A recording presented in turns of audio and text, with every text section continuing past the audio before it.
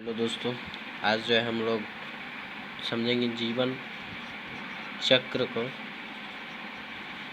जीवन चक्र,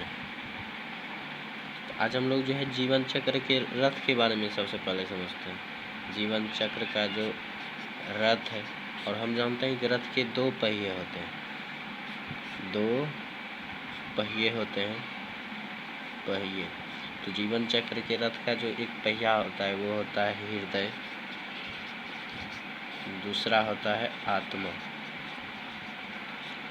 तो हम लोग जो है अब चलते हैं हृदय और आत्मा पर। हम लोग जीवन चक्र के दो रथ होते हैं, एक होता है हृदय, दूसरा आत्मा। ये दो पहिए होते हैं। तो हम समझ सकते हैं कि पहिए के बिना रथ कभी आगे नहीं बढ़ सकता।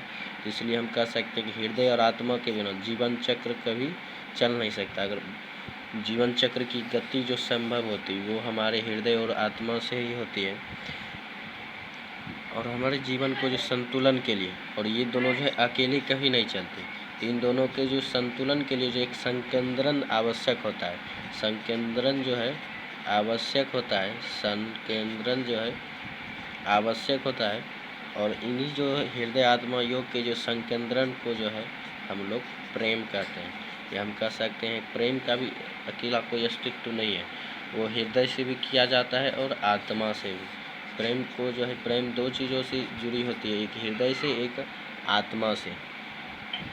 अब हम लोग जो है प्रेम को समझें, प्रेम का जो हृदय और आत्मा के रूप में जो संबंध होता है।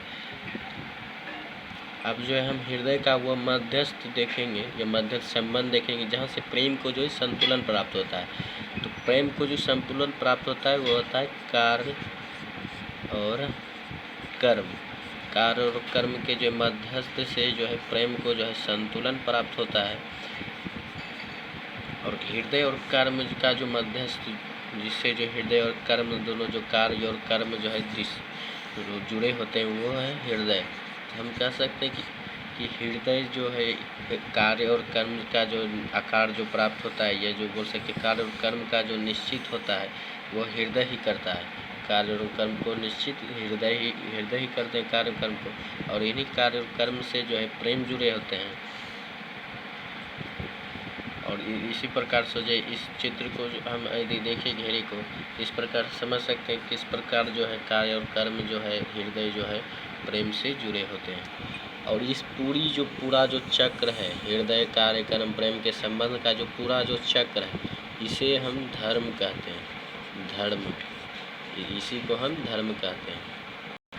धर्म वह नहीं है जो हम लोग समझते हैं, हिंदू मुस्लिम सिख ईसाई ये सब अलग नहीं, ये सब मनुष्यों के द्वारा बनाए गए हैं। वो वास्तविक धर्म नहीं।